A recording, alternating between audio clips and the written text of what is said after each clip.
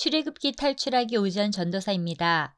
성막을 만들라고 하는 하나님의 명령을 받고 모세는 눈앞이 캄캄했을 것입니다. 지금 그들이 어디에 서 있습니까?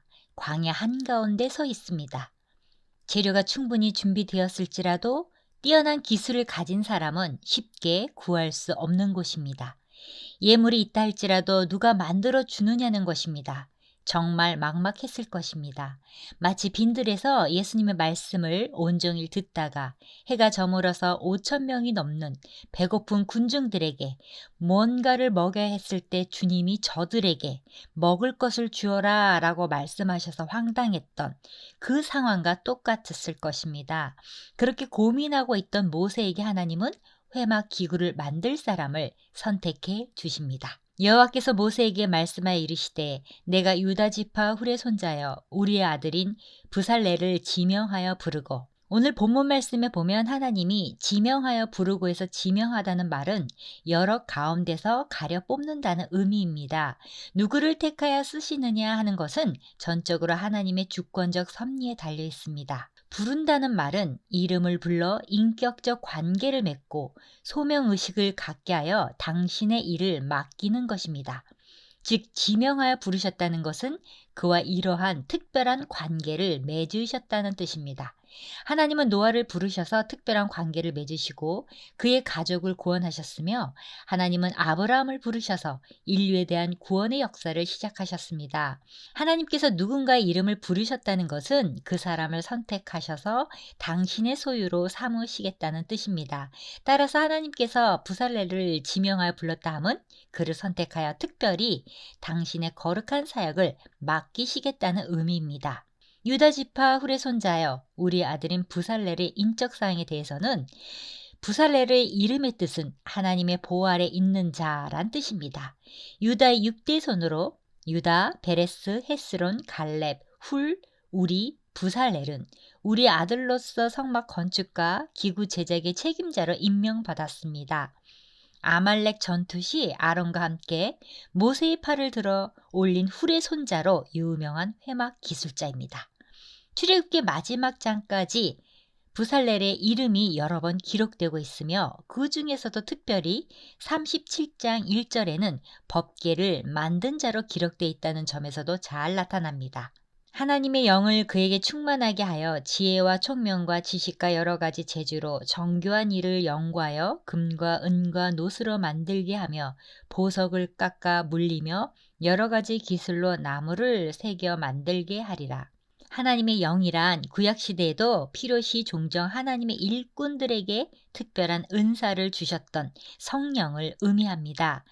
혹자는 성령이 신약시대 오순절 성령 강림 사건 때에야 비로소 임한 것으로 알고 있는데, 그 이전 구약시대에도 이처럼 성삼위의 사역을 수행하는 데 필요할 때 당신의 사역을 수행하셨던 것입니다. 사람의 일생에서 필요한 것 중에 하나는 지혜와 총명입니다. 부살렐은 성령 충만하심을 받고 지혜와 총명과 지식과 여러 가지 재주를 가지고 열심히 연구하는 사람이었지만, 그럼에도 불구하고 혼자서 하나님의 성막을 만드는 모든 일을 감당할 수는 없었습니다. 그래서 하나님께서는 오홀리압을 세워서 부살렐과 함께 성막을 만들게 하셨습니다. 내가 또 단지파 아히사막의 아들 오홀리압을 세워 그와 함께 하게 하며 지혜로운 마음이 있는 모든 자에게 내가 지혜를 주어 그들이 내가 네게 명령한 것을 다 만들게 할지니, 곧 회막과 증거기와 그 위의 속죄소와 회막의 모든 기구와 상과 그 기구와 순금 등잔대와 그 모든 기구와 분향단과 번제단과 그 모든 기구와 물두멍과 그 받침과 제사직을 행할 때에 입는 정교하게 짠 의복, 곧 제사장 아론의 성의와 그의 아들들의 옷과 관유와 성소의 향기로운 향이라. 무릇 내가 네게 명령한 대로 그들이 만들지니라. 오홀리압의 이름의 뜻은 아버지는 나의 장막이란 뜻입니다. 부살렐과 함께 성막 건축과 기구 제작자로 부름을 받았는데요. 조각과 수, 직조에 능하였다고 합니다. 하나님께서는 단지파 아히사막의 아들 오홀리압을 세워 부살렐과 함께 성막 만드는 일을 감당하게 하셨습니다. 다는 야곱과 그의 아내 라헬의 몸종이었던 빌하 사이에서 태어난 야곱의 5번째 아들입니다. 이런 배경에도 불구하고 하나님께서는 오홀리압을 부르셔서 성막 건축에 쓸 휘장을 비롯한 각종 직물 제작을 담당케 하신 것입니다. 하나님은 회막 기구를 만들 어떤 사람을 선택하실까요? 첫째, 하나님의 영을 충만하게 받아야 합니다. 하나님의 영을 그에게 충만하게 하여 지혜와 총명과 지식과 여러 가지 재주로라고 3절에 기록되어 있습니다. 오늘날에도 하나님께서는 성령을 통해 각 사람에게 역사하시어 하나님의 일을 감당하여야 할 자를 부르십니다. 이것을 우리는 소명이라고 말합니다. 그리고 이러한 소명은 목사나 선교사와 같은 전문적인 사역자들 뿐만 아니라 모든 성도에게 공통으로 주어지는 하나님의 선물입니다. 성령의 코치를 받아야 승리합니다. 하나님께서는 성도를 구원하여 부르실 때는 그가 속한 교회의 한 지체 역할을 감당하도록 하나님의 영을 그에게 충만하게 합니다. 모든 성도에게 각각 믿음의 분량에 따라 은사와 직분을 주심으로 그가 속한 교회의 한 지체로서 한 역할을 감당하도록 하시는 것입니다. 우리가 성령의 능력으로 일하지 않으면 아무것도 못합니다.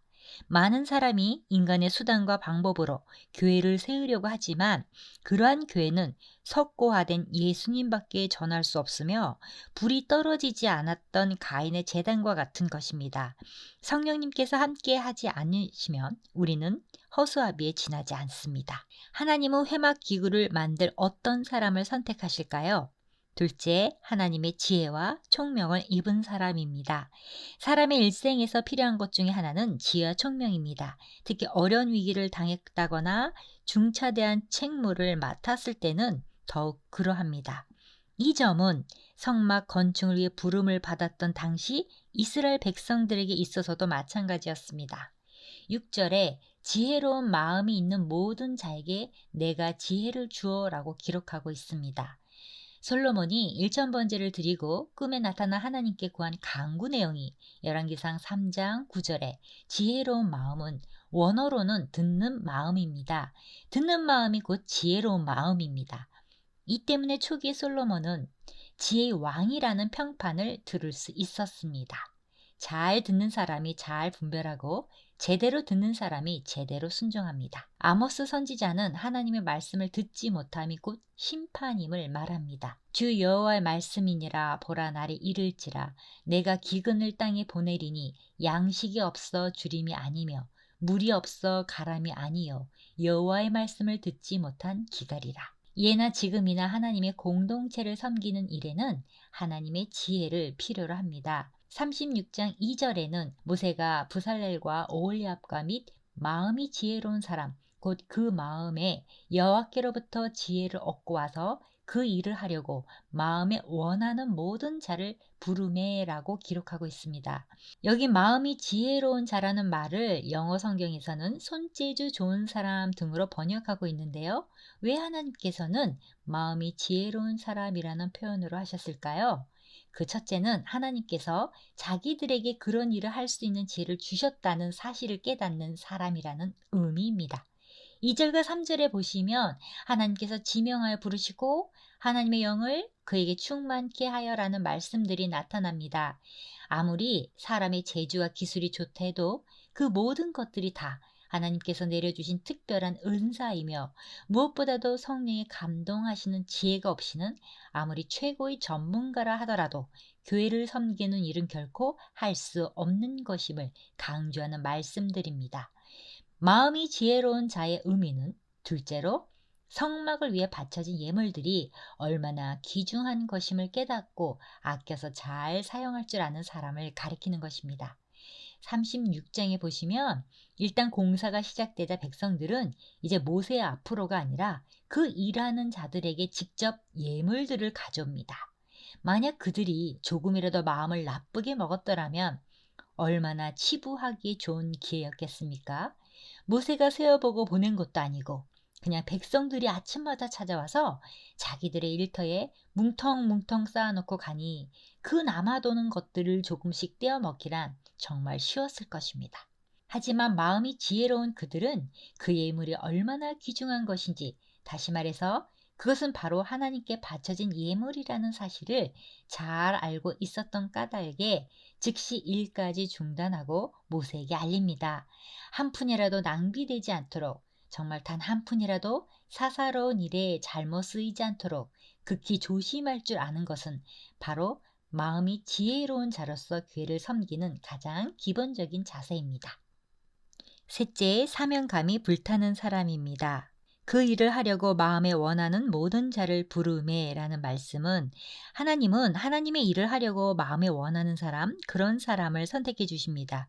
우리가 하나님의 일을 할 때 사명감을 가지고 주의 일을 하고 싶어서 나서서 일하는 사람은 그 일이 굉장히 쉽고 편안하며 또 열매도 크게 맺히고 일도 잘 풀려나가는 줄 믿으시기를 바랍니다. 성경에 보시면 하나님이 인간을 자원해서 나선 사람도 쓰셨고 어떨 때는 하나님께서 지명하여 불러서 쓰신 사람도 있습니다. 구약의 이사야는 하나님으로부터 초자연적인 지각, 영감, 계시를 받아 약 60년을 예언한 선지자로 같은 시대에 아모스, 호세아, 미가 선지자가 있었으며 성경을 보시면 아시겠지만 예수 그리스도에 관한 말씀이 가장 많이 기록된 66장으로 전부 하나님께서 주신 예언임을 볼 때 크게 쓰임받는 종이 되었습니다. 이사야 선지자는 우시야 왕이 죽자 백성들의 신앙이 퇴보되어 그 나라가 정치, 경제, 사회적으로 혼란과 혼돈의 어려움에 부닥치어 성전에서 기도할 때 하나님이 그에게 나타나셨습니다. 내가 누구를 보내며 누가 우리를 위하여 갈꼬라고 말씀하셨습니다. 그때 이사야 선지자는 자원해서 내가 여기 있나이다 나를 보내소서라고 대답했습니다. 하나님의 일을 자원했던 이사야 선지자 같이 자원해서 변함없이 주님을 위하여 충성하는 자가 되시기를 바랍니다. 여호와께서 모세에게 말씀하여 이르시되 너는 이스라엘 자손에게 말하여 이르기를 너희는 나의 안식일을 지키라. 이는 나와 너희 사이에 너희 대대의 표징이니 나는 너희를 거룩하게 하는 여호와인 줄 너희가 알게 함이라. 너희는 안식일을 지킬지니 이는 너희에게 거룩한 날이 됨이니라. 그 날을 더럽히는 자는 모두 죽일지며 그 날에 일하는 자는 모두 그 백성 중에서 그 생명이 끊어지리라.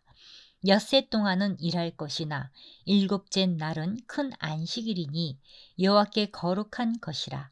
안식일에 일하는 자는 누구든지 반드시 죽일지니라. 이같이 이스라엘 자손이 안식일을 지켜서 그것으로 대대로 영원한 언약을 삼을 것이니 이는 나와 이스라엘 자손 사이에 영원한 표징이며 나 여호와가 엿새 동안의 천지를 창조하고 일곱째 날에 일을 마치고 쉬었음이니라 하라.